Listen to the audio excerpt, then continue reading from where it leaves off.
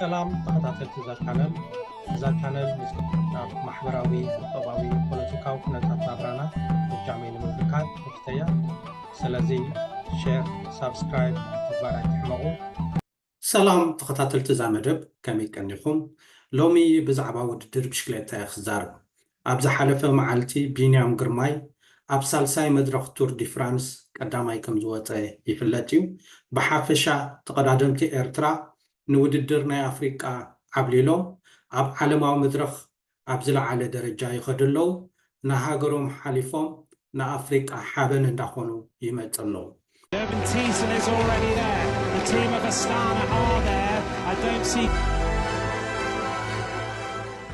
ስለዚ ስለምንታይ ኢና ኣብ መድረኻት ኣፍሪቃ ሓሊፍና ኣብ ዓለም እውን ብብሽክሌታ ንዕወት ዘለና ኢልካ ምሕታት ኣገዳሲ ይመስለኒ።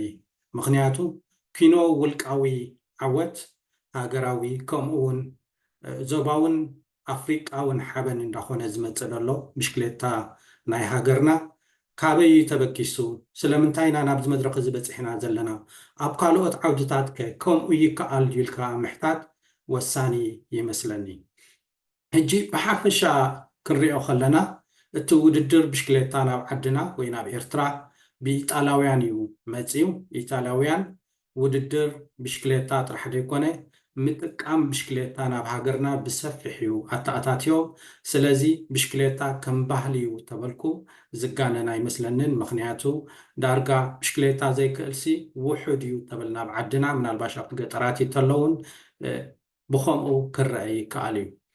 ከም መጀመሪ ክኾነና ሓደ ፅሑፋት ከም ዘመልክቶ ቅድድም ብሽክሌታ ብ1905 ብኢጣልያውያን ናብ ኤርትራ ከም ዝተኣታተወ ይሕበር። ኣብቲ እዋን እቲ ግን ከም ዝፍለጥ መግዛእቲ ኢጣልያ ዓሌታዊ ወይ ራሲስት ስለ ዝነበረ ኣብ መንጎ ኢጣልያውያንኒ ኤርትራውያንኒ ብዙሕ ናይ ምፍልላይ ነይርዎ። ስለዚ ኮምሽታቶ ኤርትራውያን ክኣትዉ ኣይክእሉን እዮም ዝበሃል ብዙሕ ግዜ ንሰምዖ ኢና። ኣብቲ ውትድርና ኤርትራውያን እኮ ተነበሩ። ኣብኡ እውን ብዙሕ ኣፈላላይ ከም ዝነበረ ክሳብ ፈረስ ኢጣልያውያን ከይሰተው እዩ ኤርትራውያን ማይ ክሰትዩ ዘይክእልሉ ደረጃ ነይሩ ተባሂሉ ዝዝንተወሉ እውን ኣሎ። እንታይ እዮ ክብል ደልየ ወላ ብ1905 ኢጣልያውያን ቅድድም ብሽክሌታ ናብ ኤርትራ እኳ ተምፁ ኣብቲ እዋን እቲ ግን ባዕሎም ንባዕሎም ዝዘናግዕሉ ባዕሎም ንባዕሎም ዝወዳደሩሉ እዩ ነይሩ። ዳሓረይ ኣብ መጨረሻ 1930ታት ብፍላይ ድማ ኣብ 1939 ኤርትራዊ ተቐዳዳማይ ገብረ ማርያም ገብሩ ከም ዝተሳተፈሞ ነቶም ኢጣልያውያን ከም ድሰዓሮም ድሒሩ እውን ኣብ 1948 ወልደ ሚካኤል ኣስገዶም ወይ ከዓ በርበረ ከምኡውን ገረዝጌሄር ወልደ ታቴዎስ ተቐዳዲሞም ንኢጣልያውያን ከም ዘሸነፉ እቲ ዝነበረ ናይ ዓሌታዊ ፍልሊ ወይ ቀለምቲ ትሕድ በለ ደረጃ ኣለዎም። ኣብ ኣተሓሳስባ ኣብ ክእለት ዝበሃል ዝነበረ እውን ንዕኡ ስዒሮም ነታ ኣተሓሳስባቲ ዳርጋ ውጥቂ ከም ዝገበርዎ የዘንትወልና። ምክንያቱ እዚ ተሓሳስባ እዚ ኣብ ፀዓዱ ዝሓሽዮም ዝማዕበልዮም ዝበሃል ኣብ ጣልያናውያን ጥራሕ ዘይኮነ ኣብ ብዙሓት ፀዓዱ እዩ ነይሩ። ምናልባሽ ናይ በርሊን ዝነበረ ቅድድም እንድሕር ርኢና እውን ፀሊም ምስ ተዓወተ ሂትለር ከም ዘንፀርጠረ ሓደ ሓበሬታታት ይነግሩ እዮም ማለት እዩ። ስለዚ ካብ ምንታይ እዩ ዝመፅእ ዘሎ ናይ ኤርትራውያን ዓወት እንድሕር ኢልና ተቐዳማይ ኮይኑ ዝስራዕ መስለኒ ቅድድም ብሽክሌታ ከም ባህሊ ናብ ዓድና ተኣታትዩ እዩ። ካብ 40ታት ጀሚርካ ክሳብ ዘለናዮ ግዜ ናይ ከባቢ 80 ዓመት ታሪክ ኣለና ማለት እዩ። ናይ 80 ዓመት ታሪክ ከዓ ቀሊል ኣይኮነን። ዳርጋ ከየቋረፀ እውን ወላ እንዳደኸመ ነይሩ ክኸውን ይኽእል እምበር ብዙሕ ዘቋረፀ እውን ኣይመስለንን። ምናልባሽ ኣቋሪፅ እንድሕር ነይሩ ክእረም ይከኣል እዩ። ድሕር ናፅነት እውን እቲ ዝነበረ ናይ ብሽክሌታ ቅድድም ዳርጋ ብዝለዓለ ናህሪ እዩ ከይዱ ምስ በዓል ሳምሶን ሰሎሙን ዮናስ ዘካርያስ ካልኦት ዝነበሩሉ ሰናይ ዝነበሩሉ እውን ክንደይ ሰብ ኣብቲ ቅድድም ብሽክሌታ ክርኢ ኣብ እንዳማርያም ድዩ ኣብ ካልእ ከባቢታት ድዩ ይውዕል ከም ዝነበረ ፀሓይ ማይ ከይበለ እዚ ናይ ሓፂር ታሪክ ወይ ናይ ሓፂር ተዘክሮ እዩ ማለት እዩ። ስለዚ እቲ ቅድድም ብሽክሌታ ከም ባህሊ ምዃኑ ሓያላት ተቐዳድምትን ሓያላት ደገፍትን ምፍጣሩ እዚ ነዚ ሕጂ ዘለናዮ ዓወት ሓደ መንፀፍ እዩ ኢለ ዝኣምን ማለት እዩ። التخلأي أتي كتعلنت ويتمحدرة كبال كأل قدم مشكلتها بوزح جزء فليز بلقينا بعدنا سمعني مغنياتو بوزح ببوليتيكا زي تهاسية هاسي خون خال إندي جن معرضهم قالوا زي تهاسية دحان زخونة درجة زخدة تقدمون بقطعال الناس زخدة مو زي تداقمة كبال كألي التنا بقدم مشكلتها زمتها ويت فدريشن بستخاء لمتنا وداد بوديو أكاداد موديو زحاشة خوينو زترخبا يمثلني سلازي التي ناي كتعلنت ناي قدم مشكلتها كم زبالكو خافش عن شعتميتن أربعة جميرو كساب زلنايو بتصبغ درجة خيدو تقدم حدا خاب حدا دا تخاخو خاني أبزج زلنايو نايز أوانزي حيالات تقدمتي كم بعال دانيال تخلا هيمانوت من الباش لومي بينيام نبلا لنا أبجيزو خا دانيال أبيلونيريو أب كل تشحني عسر تحمشتن جميرو أب تور دي فرانس كم أون أب أفريقيا معات عوت زمزجبة تقرأنا مايو زي أسكا كم ذكرتا كريا. I'm looking for a reaction behind from the blue jersey, the King of the Mountains. Are they going to be caught before the top, though? It certainly looks as they are. Heartbreak, it seems, for Daniel Tekla-Hymanen, who's following the wheel now of Shalanov, sprinting out there himself. The pink jersey behind as well. He's going up and pulling out behind to stop other riders getting points for his teammate Tekla-Hymanen with 150 metres to go. It looks as though he's going to go out and get 15 points. 175 for Tekla-Hymanen, who's giving it his all to the top here. And Tekla-Hymanen goes to take 15 points. Now, is it good enough for the King of the Mountains jersey? Yes, it is. Tekla-Hymanen goes into blue, and it's Maglia Azzurra, and a reward for 2 days of really hard work there for Dimension Data and Daniel Tekla-Hymanen. Yeah, it's a great day again. After yesterday, we are working really very deep, so it works today. So I was also happy to be in this podium in this 100 edition. So it's really great for me. دحرزي ناي دانيال ناي مورراس ويك أتعلنت زمتة كم عبقتك الزكال ناي كلتا شحني عسران كلتا ناي جيرو دي إيطاليا ناي بينيا مالو إذا جيرو دي إيطاليا أبتوانتن بزح سب دسمرت بزح سب زحكوست فتصامي عنيرا نعناون عبي بالرخة خم نخيد زرعيتنا عنيرا اسكازي أون نرعايا. Girmay waits still on the wheel of Van der Poel. It is Girmay now who launches. Girmay at the front. Can he stay there? It's history about to be written. It's Biniam Girmay who's going. Biniam Girmay with a force on the pedals.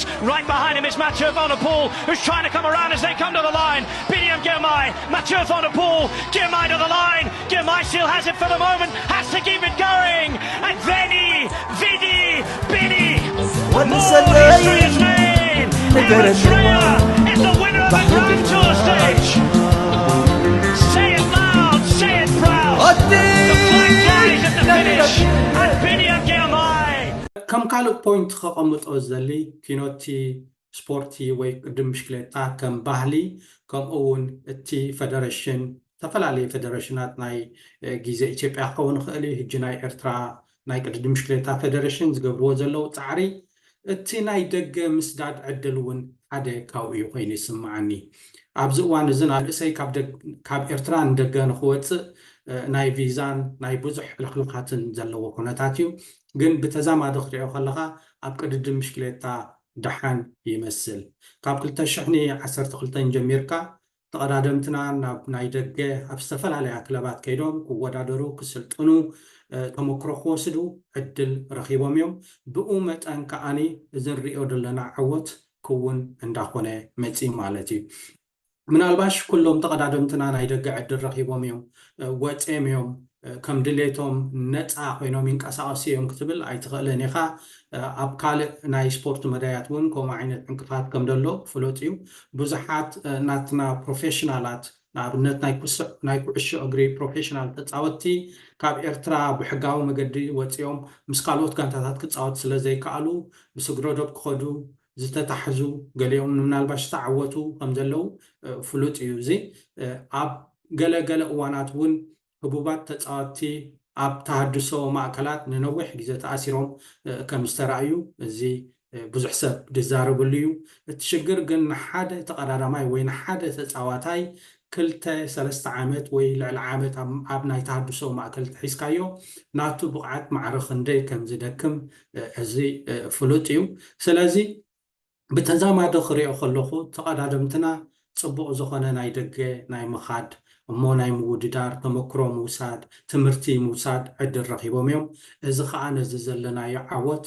ሓደ ንቅድሚት ከም ዘሰጎሞ ዘጠራጥር ኣይኮነን ስለዚ እዚ ከምዚ ዓይነት ነገራት ማዕረ ክንደይ ጥቕሚ ከም ዘለዎ ማዕረ ክንደይ ንሃገርና ከም ዘፀውዕ ካብኡ ሓሊፉ ንኣህጉርና ከም ዘፀውዕ ርኢናዮ ኣለና እዚ ነገራት እዚ ተዝድገም ናብ ዝለዓለ ደረጃ ተዝኸይድ ኣብ ካልኦት ማእከላት ንኣብነት ኣብ ስፖርቲ ኣብ ትምህርቲ ከምኡ ናብ ዝተፈላለየ ዓውድታት ከምዚ ተዝግበር እቲ ኤርትራዊ ኣብ ኩሉ እንዳተዓወተ ንሃገሩ ንኣህጉሩ ስም እንዳምፅአ ከም ዝኸይድ ዘጠራጥር ኣይኮነን ምክንያቱ እቶም ዝወፁ ኤርትራውያን ኣብ ዝተፈላለየ ዓውዲ ፅቡቅ ውፅኢት ከምፅኡ ምርኣይ ልሙድ እንዳኾነ ይኸይድ ኣሎ ስለዚ እቲ ፀጋ ኣሎ እቲ ፀጋ ግን ብግቡእ ንጥቀመሉ ኣለና ዲና ኢልካ ዝሕትት ኩነታት እዩ ማለት እዩ ምናልባሽ ከም ራብዒቲ ነጥቢ ክቐምጣ ዝደሊ ኣገዳሲት ክትሕለፍ ዘይግባኣ እቲ ውልቃዊ ፃዕሪ ናይቶም ተቐዳድምቲ ወይ ከዓ ናይቶም ደገ ዝኸዱ ሰባት እዩ ሕጂ ናብ ብሽክሌታ ይዛረብ ስለ ዘለኹ ብሽክሌታ ፃዕሪ ከም ዘድልዮ ኩሉ ግዜ ትሬኒንግ ከም ዘድልዮ እዚ ንኩሉ ብሩህ እዩ ማለት ብዙሕ እውን ኣስተምሮ ዝደለየሉ ኩነታት ኣይኮነን ስለዚ እቲ ውልቃዊ ፃዕሪ ናይቶም ተቐዳድምቲ ማዕረ ክንደይ ኣገዳሲ እዩ እዚ ክንሓልፎ ዘይብልና ኩነታት እዩ ማዕረ ክንደይ ነብሶም ሓሊኾም ማዕረ ክንደይ ዲስፕሊኖም ሓልዮም ማዕረ ክንደይ እቲ ዝሓሰብዎ ራእይ ናብቲ ድሌቶም ንክበፅሕ ይሰርሑ ከም ዘለው ኣብ ግምት ክነእትዎን ክብሪ ክንቦን ዘለና ኩነታት መስለኒ ምናልባሽ እዛ ናይ ቢንያም ግርማይ ሓንቲ ኣቐዲሙ ዝተዛረባ ኩነታት ነይራ ንስማዕ እያ እሞ كعتر فرانس كساتف قوم من نخساتف ترى يكون كنا ساتف لك من سنبت بينو خدام تقدمي بيني بيني وجد ما أدخلك هاجر بسكاي الحري نقولا طول Make history. You make history. You know it for Africans for the You know it, Bini. مخرنا يا تاتو تكبير وبيني بحاول سمر أقول لك العاقل اكسب لي الكاك وخب الخلو عمل لحل مش مقاتل ከምዚ ድሰማዕኩሞ ቢንያም ግርማይ ኣብ ቱር ዲ ፍራንስ ክሳተፍ ድሌት ከም ዝነበሩን ድሌት ጥራሕ ደይኮነ ኣትዩ ክዕወት ራእይ ወይ ከዓ ህንጡይነት ከም ዝነበሮ ኣቐዲሙ ተዛሪቡ ነይሩ ከም ዝበሎ ድማ ነቲ ዝሓለሞ ሕልሚ ወይ ነቲ ናቱ ራእይ ክውን ንምግባር ማዕረ ክንደይ ከም ዝሰርሐ እዚ ዘጠራጥር ኣይኮነን ነቲ ናቱ ራእይ ክውን ንምግባር ዝሰርሖ ከዓኒ ኣብ ቱር ዲ ፍራንስ ኣትዩ ጥራሕ ደይኮነስኒ ኣብዚ ሳልሳይ መድረክ ወይ ሳልሳይ ስቴጅ ቀዳማይ ኮይኑ ወፅዩ ንኣፍሪቃን ንኤርትራውያንን ሓበን ኮይነና ኣሎ ማለት እዩ ከምዚ እንሰምዖ ዘለና ኩሉ ግዜ ኤርትራውያን ተቐዳድምቲ ኣብ ቱር ዲ ፍራንስ ይኹን ኣብ ጅሮ ዲ ኢታልያ እቶም ቀዳሞት ብላክ ኣፍሪካንስ ወይ ፀለምቲ ኣፍሪቃውያን ኣብቲ መድረክ እቲ ዝወፁ ዘለው እዮም ስለዚ ታሪክ ዝሰርሑ ዘለው ሰባት እዮም ማለት እዩ ኣብ መጨረሽታ ክብሎ ዝደሊ እዘን እንደቐመጥክዎን ነጥብታት እቲ ብሽክሌታ ከም ባህሊ እቲ ቀፃልነት እቲ ፌደሬሽን ዝሰርሖ ስራሓት እቲ ዝወሃቦም ዕድላት ንደገ ክኸዱ ናፅነት ዝወሃቦም ከምኡውን እቲ ውልቃዊ ስራሕ ተደማሚሩ ነዚ ንዕወቶ ዘለና መልሲ ይመስለኒ ምናልባሽ ካልኦት ነጥብታት ክቐምጦም ዘለኒ ዝረሳዕክዎም ኩሉ ክእል እዮም እስኹም ኣብ ታሕቲ ተቐሚጥኩምለይ ፅቡቅ እዩ እጂ ኪኖ እዚ ብሽክሌታ ሓሊፍና ኣብ ኩዕሶ እግሪ ኣብ ጉያ ካልእ እውን ኣብ ዝተፈላለየ መድረኻት እንድሕር ሰሪሕና ነቲ ዘሎ ፀጋ እንድሕላለሊናዮ እሞ ንመንእሰያትና ዕድል እንድሕር ሂብናዮ ኣብ ዝለዓለ ደረጃ ከም ንበፅሕ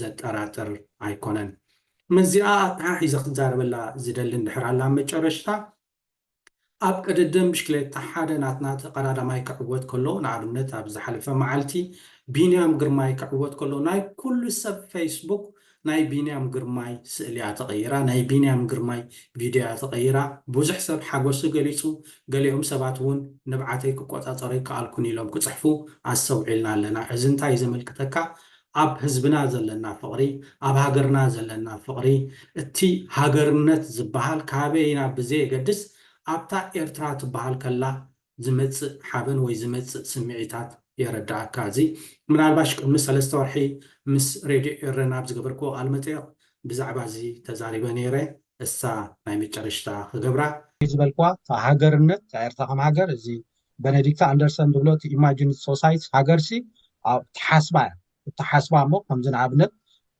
ኣነ ከረኒ ዓብየ ኢለካ ሓደ መንደፈራዊ ወፅዒ ዝሓሰበ እንታይ ዝሓስቦ ወዲ ሃገር እየ ኢለ ናይ ሓባር ታሪክ ኣለና ናይ ሓባር ሕብረተሰብ ኢና ናይ ሓባር ህዝቢ ኢና ዝበሃል ኣተሓሳስባ ኣለኒ እዚ ተሓሳስባ እዚ ኣሎ ዶ ኤርትራ እንተልካና ኣሎ ጅዘካታ ኣይኮነን ጅዝ እንድሕር ኣሎ እዚ ተሓሳስባ እዚ ኣብ ህዝቢ እንድሕር ኣሎ እታ ሃገር ኣላ ማለት እዩ ኣዘይ ኖፍ ዘደይ እታ ሃገር ህዝቢ እያ ሕጂ እቲ ካልኣይ ከዓ እቲ ሃገራዊ መንነት ብባህል ዓንቶ ከይዶም ፀኽፋ እዩ ምክንያቱ ምስቲ ሓርበኝነት ዝሓይሽ ዝኸይድ እዩ ኤርትራዊ ሃገራዊ መንነት ዝበሃል ኣሎ ምክንያቱ ኣብዚ ብዙሕ ሰብ ዝካታዕታ ሃገራውነት ኣፀጋዕ ብሎ ሕጂ እቲ ሃገራዊ መንነት ምክንያቱ እቲ ሃገራዊ መንነት እንድሕር ኣሎ እቲ ሃገራዊ መንነት እንታይ እዩ ሰባት ኣብታ ሃገር ናይ ሓባር ስምዒት ኣለና ዝበሃል ኣነስ ምስ ኤርትራ ዘተሓሕዝ ኣለኒ ኣብ ኤርትራስ ኣይደንቲፋይ ይገብር እየ ምስ ኤርትራስ ይራኸብ እየ ዝበሃል ነገር ኣሎ ዶ እንድሕር ኢልካ ንኣብነት ብዙሕ ግዜ ንሪኦ ቀሊል ነገር ዝመስል ኣሎ ቢንያም እዚ ስፖርተኛ ክዕወት ከሎ ናይ ኩሉ ሰብ ፌስቡክ ናቱ ኣትኸውን ስለምንታይ ወዲ ጣልያን ክዕወት ከሎ ዘይትኸውን ስለምንታይ ወዲ ናይጀርያ ክዕወት ከሎ ዘይትኸውን ምክንያቱ ኣሎ ካብ መን ቀርብ ዝበሃል ኣሎ ምክንያቱ ኣንሕና ምስ ሃገር ኢና ኣይደንቲፋይ ንገብር ምስ ኤርትራ ኢና ኣይደንቲፋይ ንገብር ኤርትራ ዝኾነ ነገር ሕማቕ እንድሕር መልፅ እዩ ምክንያቱ ምስ ኣስላ ኣይደንቲፋይ ንገብር ምስ ዓይና ኩሉ ግዜ ንኸውን ሕጂ እቲ ኤርትራዊ ኣንተወይ ዝበልኩኻ ሃገራዊ መንነት እስኻ ብየን ኢኻ ምስታ ኤርትራ ትራኸብ እሱ ካልእ ሕቶ እዩ ከምዚ ዝበልኩኻ ምናልባሽ መንግስታት ናቶም ኣለዎም ግን ሕብረተሰብ ከዓ ናቶም ኣሎ ኣነስ ምስ ኤርትራ በቲ መሬት ክትከውን ትኽእል እያ በቲ ዓድኻ ዝተወለድ ከላ ክትከውን ትኽእል እያ በቲ ህዝቢ ክኸውን ክኽእል እዩ በቲ ፍቕሪ በቲ ካልእ ነገራት ክኸውን በቲ ባንዴራ ክኸውን ክኽእል እዩ ናይ ዓይነት ባንዴራ ብዘየገድሽ በቲ ታሪክ ክኸውን ክኽእል እዩ ገድሊ ክኸውን ክኽእል እዩ ሕጂ እዚ ዓይነት ሃገራዊ መንነት ኣሎ ሃገራዊ መንነት እንድሕር ኣለካ እቲ ኤርትራዊ ዝበሃል ወይ እቲ ሃገርነት ዝበሃል ኣሎ እቲ ሓርበኝነት ዝበሃል ኣሎ ፍቕሪ ሃገር ኣሎ ማለት እዩ ሕጂ ኣብኡ ዘካትዕ ነገር የለ ሳብስክራይብ እንድሕር ጌርኩም ፅቡቅ እዩ ከምዚ እንዳበልና ክንዛረብ ካልእ ሓሳባት እውን ክንውስኸሉ ስለንኽእል ክሰርሖ ዝደልይዎ ቪድዮ እንድሕር ኣሎ እንድሕር ነጊርኩምኒ ሓደ ሓደ ሰባት ኣዘራሪበ ወይ ከዓ ባዕለይ ፈትሸ ክሰርሐ የቐኒየለይ Urban Thiessen is already there. The team of Astana are there.